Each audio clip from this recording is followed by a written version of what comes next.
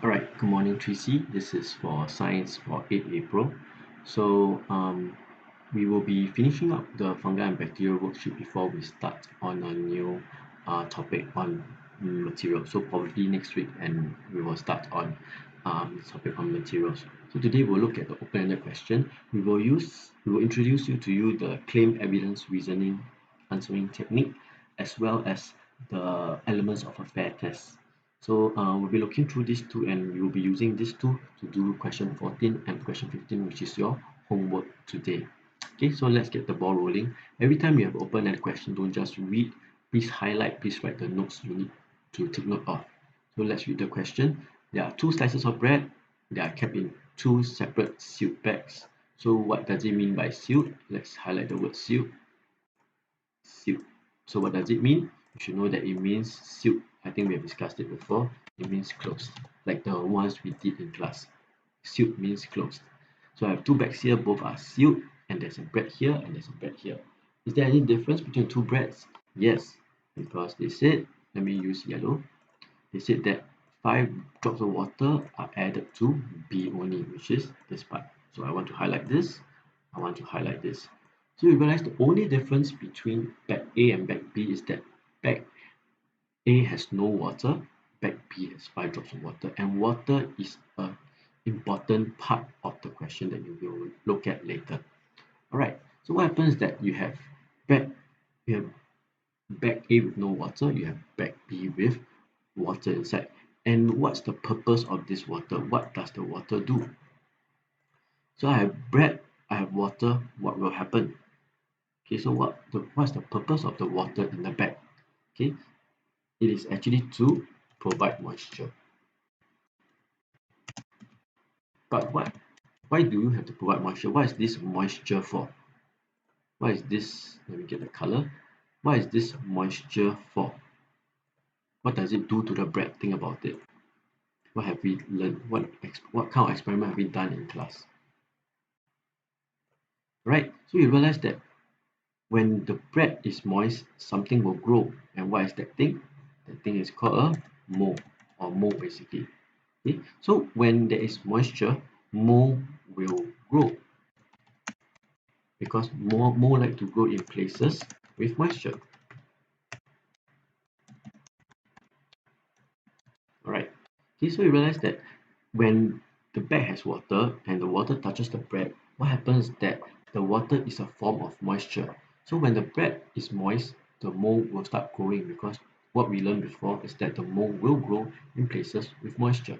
So now let's look at the question. Which bag, A or B, will have more mold growing? Let's highlight the important parts in red. Which bag, A or B, will have more mold growing? So let's look at these two bags once again. Bag A, no water. Bag B, there's water, there's moisture. So from what we have learned so far is that mold will love to grow in places with moisture. So we will expect bag B to have more mold growing after 1 week. So just put a B there. Okay, you have not done this question yet, so let's do it as a class. So make sure you write the answer down as well. So once again, bread A, no water, not moist. Bread B has water, is moist. We know that mold loves to grow in places with moisture. So we expect bag B, or the bread in bag B, will have more mold growing on the bread. Okay, so this is actually your claim. Okay, in CER we have this. In open-ended we have this technique called claim, evidence, and reasoning. Okay, so this is your claim, this is your evidence, and your reasoning. Claim is very simple. Claim is basically, what is this answer? Is it A or is it B? So just tell me. However, most of the time in science, we will ask you to explain. We will ask you to explain.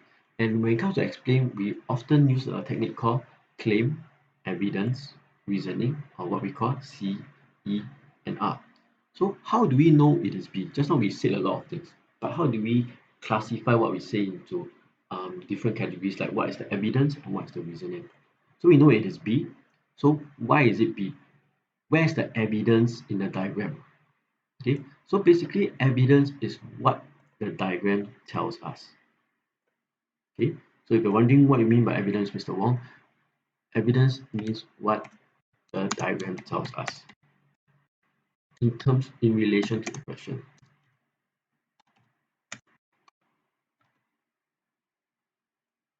Okay, so evidence is what the diagram tells us. So let's look back at the diagram and let's see. Okay, the diagram shows bag A with no water. The diagram shows bag B with water. And what does water mean? Water means is moisture.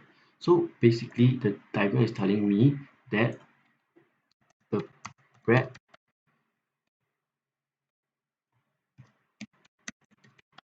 in B is has more moisture than the bread in A.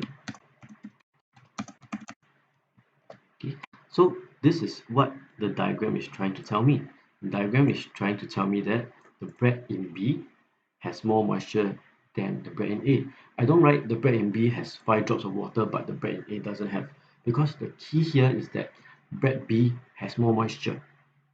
5 drops of water is tell you what the person actually did, but what he's trying to do here is to add moisture to bread B instead of bread A. So bread A remains dry, bread bag B is wet, and that's why you have moisture over there. Right. So so bread B is more moist than bread A. But how does more moisture lead to more mole? You need to build the link. So reasoning is how you link the evidence to the claim with scientific evidence. How you link the evidence to the claim using concepts that you learn in class. Okay, just let me do okay, something like that. Right. So we have the claim. We know that bread B will have more mole growing. We know the evidence because we can see from the diagram that bread B has more moisture than A. So how does more moisture lead to more mole? So let's build the link together. So what happens is, first tell me the scientific concept. What is the scientific concept here?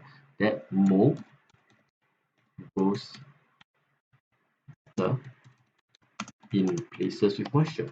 And this is what we learned in class and in the textbook as well. So yes, we know that mole grows better in places with moisture. So why bread B has more mole? Okay, so let's do the link here. Since bread B is more moist,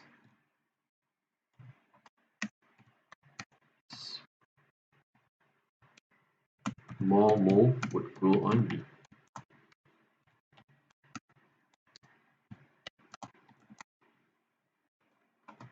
Full stop. Okay, let me just make it bigger.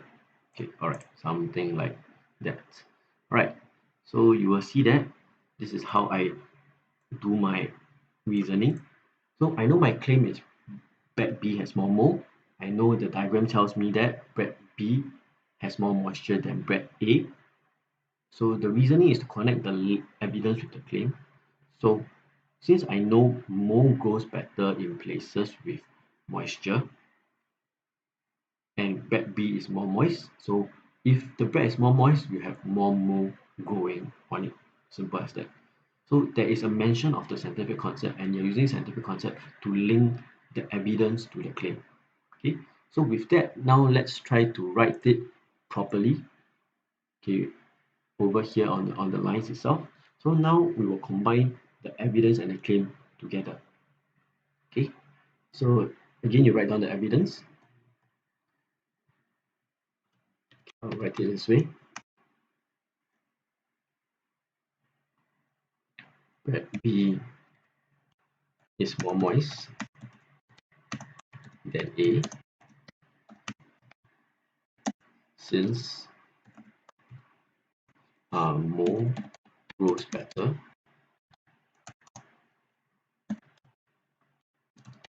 in moist places. It grows better with moisture.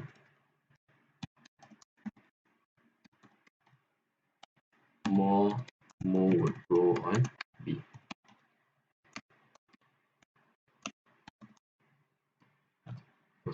Okay, So we are not asking you to like copy this and then copy the evidence and then copy the reasoning and combine them together. No, we're trying to help you first think in terms of claim, evidence, and reasoning.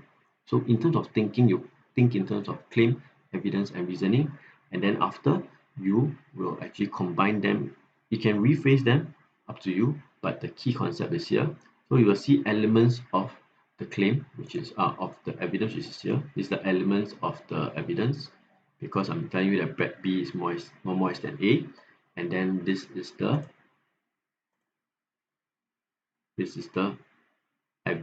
reasoning over here at the bottom part. All right. So claim is B, evidence B is more moist than A. So we know that more goes better with moisture, so more will go on B.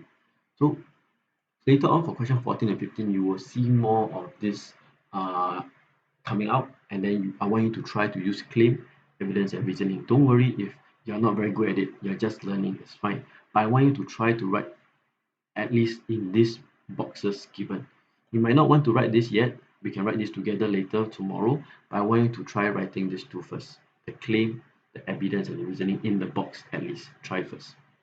Alright, now we go into the second part.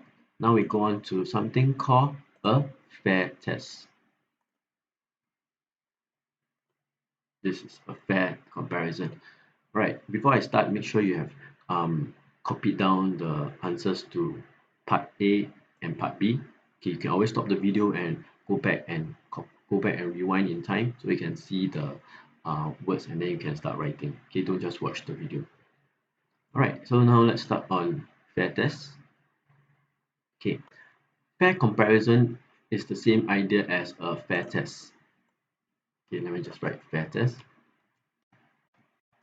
And in every fair test, I can only change one variable.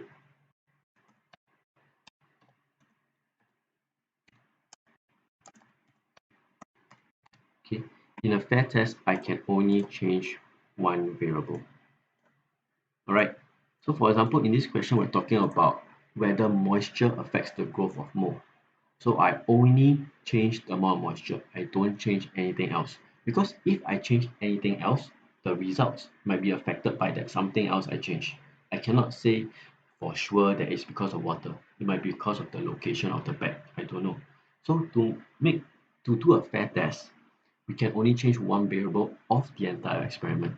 So if you go back to the picture and see, did I change the bag? No. Did I change the size? No. Did I change the amount of water added? Yes. I only changed that one thing. Did I change the place that I keep? No. And it's not mentioned. So I have to keep that the same. So in this question, you realize that I'm investigating, I'm trying to find out if water affects the growth of the mold. So if that's my aim, I can only change one variable, which is the water. I don't change anything else. I only change one variable. All right. So in this case, it is quite straightforward. Um, to make it a fair test, I can only, in this experiment, change the presence of water. I cannot change the size of the bread because it might affect my results. I don't know, but I don't change it because I only change one variable. I do not change the place where I do my experiment. I only change the presence of water. Okay, I only change the presence of water. Of course, you do not need to put a cross if you don't want to, but I'm just telling you that you don't change the size of the bread, you don't change the location of the bags, you only change the presence of water because I'm testing whether water affects the growth of the mold. So I will change the amount of water added. I will see whether the amount of mold is the same or different. All right. So this is how CR is done. This is how a fair test or elements of fair test is all about. So for your homework today, you will do question 14 and 15. It's okay if you cannot, if you really don't know how to do, it's fine. But I want you to at least do for me this, highlight the important words, write down important clues, what we call annotation. If you can, write down the claim, write down the evidence in the box, write down the reason in the box, and then try to do the fair test part. We will go through the answers for question 14 and 15 tomorrow. So do question 14 and 15 on paper as well as on Classkick. I'll see you tomorrow.